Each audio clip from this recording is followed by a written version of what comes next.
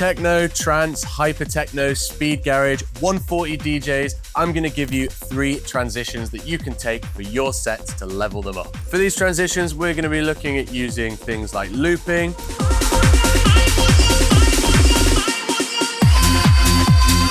hot cues,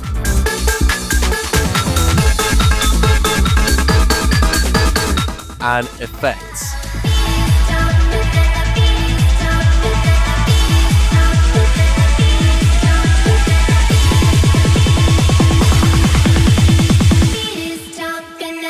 Let's get into it.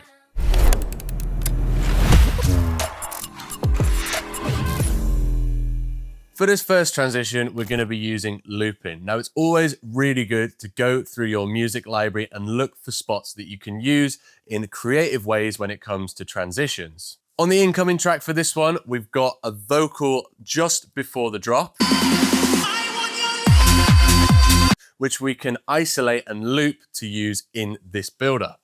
So here's the plan. We're going to set a 2-beat loop on that vocal, which we're going to introduce from the low pass filter, bringing it up to 12 o'clock. And then we're going to go ahead and just swap the drop out, exit the loop, and play into that drop. So I've got both tracks matched for their tempo, 140, and key matched as well. I'm going to go ahead and set up that loop. So you can do this on the software using the looping function just down on the track you want to loop. Just make sure it's on 2 beats.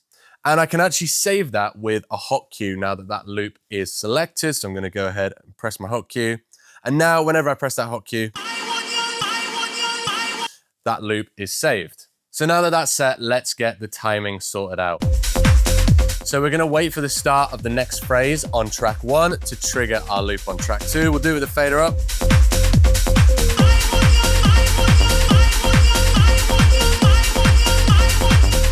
Now we're waiting for the drop on track 1 or the end of the build-up to exit that loop. And then we bring that fader on track 1 down. So because our loop is set on the second half of a bar, we actually need to release it on the 3rd beat. So as we're counting along, when we're going to be pressing the exit button on that loop is on the 3rd beat. So 1, 2, 3, 4, 1, 2, 3, 4. So if we try that.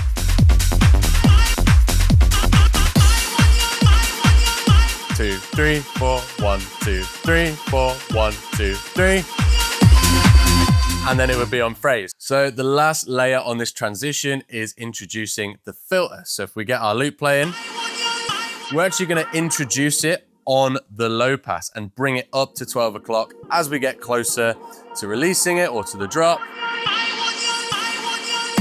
And then we'll play it into the drop like that. So if we put all of those elements together, it should sound something like this.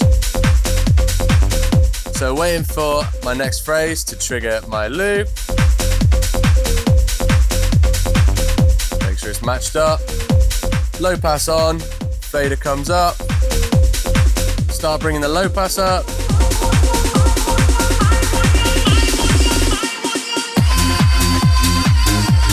And then kill the fader on track 1 just at the drop. So it's a really useful thing to do, going through your music library and finding little samples or little loops that you can use to really elevate your transitions.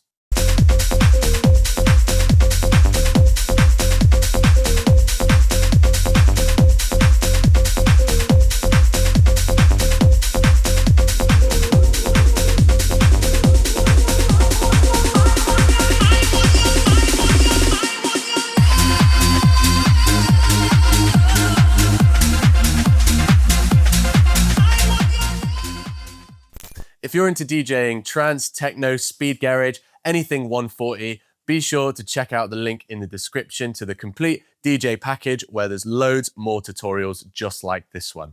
This next transition can be really useful as I'm going to be going from the outro of track 1, which sounds like this. Literally just a thumping kick drum, and then into the build up or the vocal idea of track 2. So introducing a new idea there, and I'm going to use looping to incorporate elements from both and create a really impactful, energetic build-up so that that drop hits really hard. In terms of setup for this one, first of all, we need to look at phrasing. So I've gone ahead and set a cue point on where the outro starts on track 1, which is going to give me a reference point as to where to trigger the vocal of track 2, which I've also gone ahead and set a hot cue on to where that starts. And actually what I'm going to do is I'm going to loop that first bar.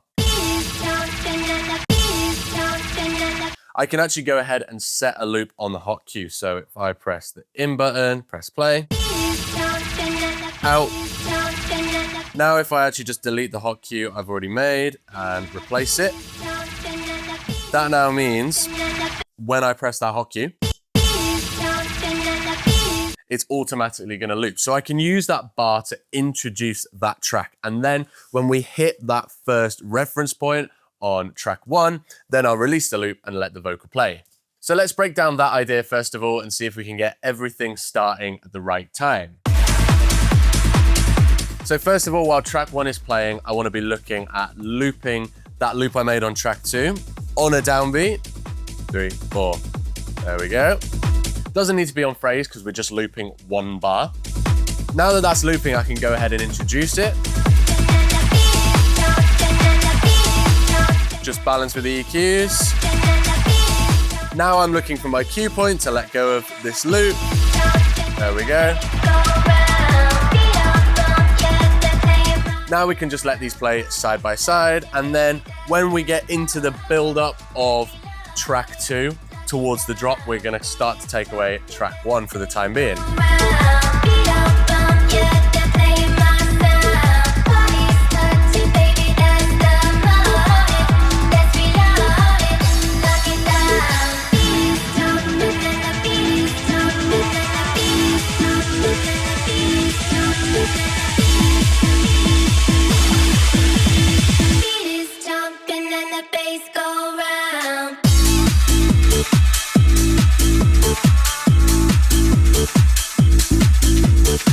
So now that we've got the front end of the transition sorted, let's have a look at the exit and how we're going to build that extra layer of energy. So like I said before, we're going to be using the kick drum from track 1 on a loop, which we can then go to half and half again, which is already going to give us some energy.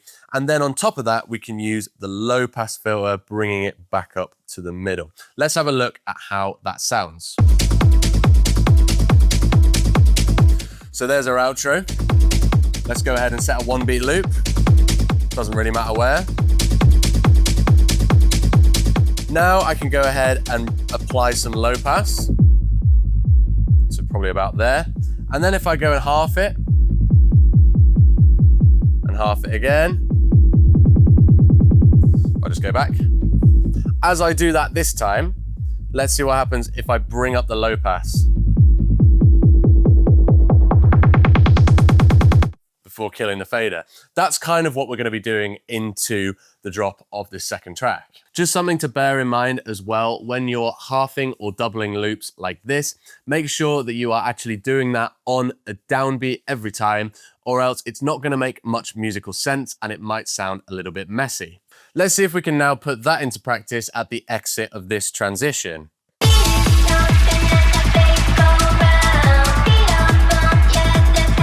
So first of all, I'm waiting for the next phrase, which is when I'm going to start thinking about looping my kick drum. Doesn't really matter where we do it though, as long as it's 1 beat.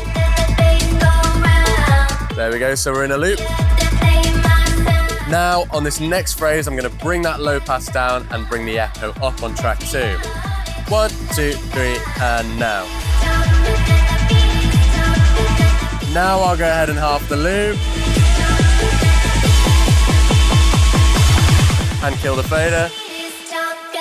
Bass up on track 2. And then make sure you kill that echo.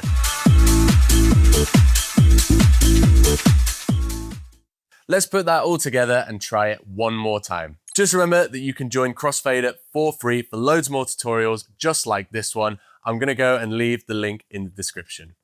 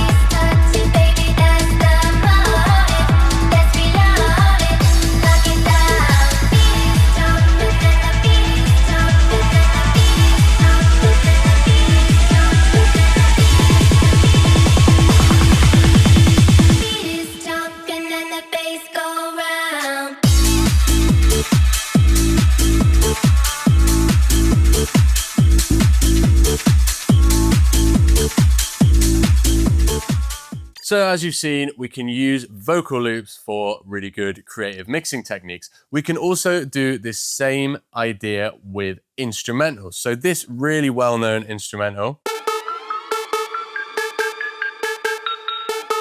I've gone ahead and set that on a loop, and we're going to use this in this transition.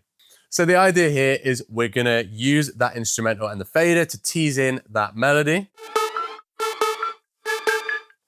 And then during the mix, we're going to jump to another hot cue, which takes us right to the build-up of this tune.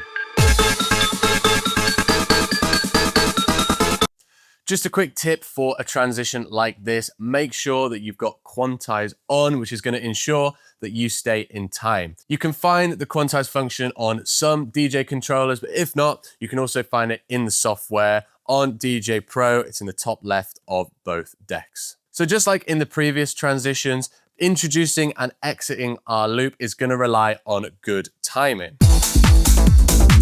So first of all, we're looking for a downbeat, which is where we're going to trigger that loop we made. Then we're looking for the next phrase to jump to the next hot cue.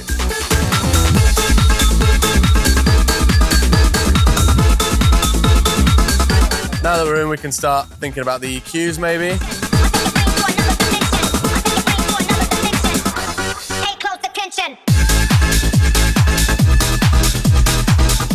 So finally, we're going to try and tease that instrumental in a little more. So we're going to use the fader, and we're also going to set a half beat echo before introducing it fully and then doing the process that we've just walked through. So first of all, we'll get our loop set up. Play, 3, 4. Then we can start teasing it in.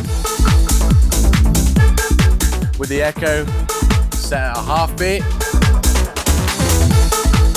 Then I can start introducing it before I jump to a hot cue.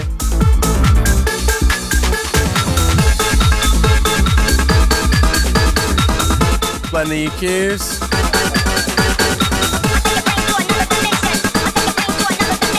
Bring the fader down. Pay close attention.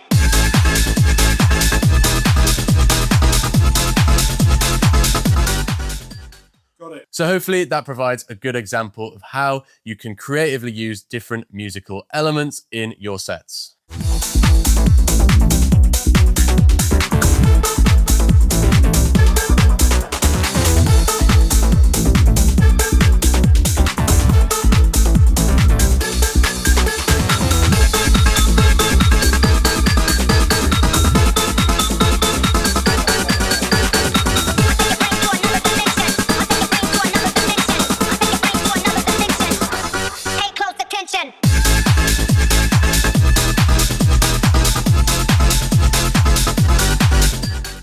So I hope this video has been useful and given you some inspiration that you can take away for your 140 DJ sets.